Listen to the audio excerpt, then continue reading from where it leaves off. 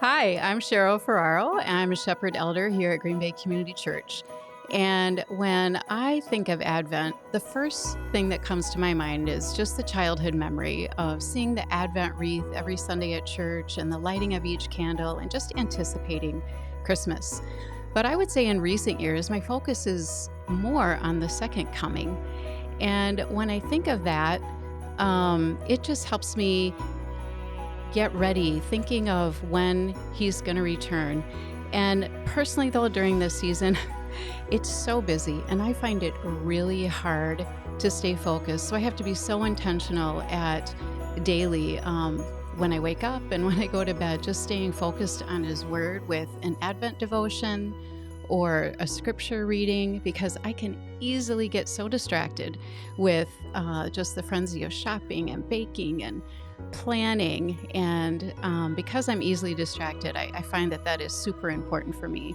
And every year I ask the Lord if He would just show me a fresh insight to the Christmas story that we've, learned from childhood. And one special memory I have is in 2019. We were blessed to be able to go to Israel. And while we were there, one day we spent in Bethlehem and we went to visit the shepherd's field.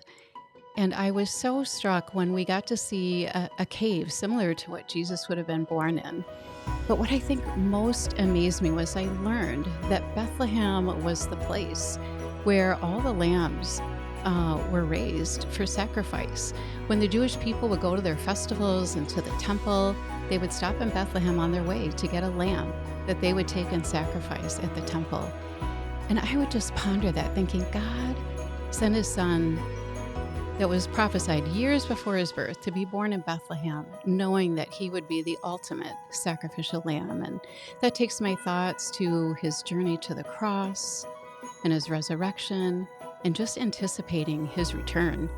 And when I think of that, it helps me live with an eternal mindset, anticipating at any time He could come back. And so every day I ask the Lord to help put His agenda above my own. And that might just be taking cookies to the neighbor next door that just moved in, or calling my uncle who just lost his only brother, my dad. Or it might be just seeing someone at the grocery store online, just always being ready to share the hope that we have because of Jesus.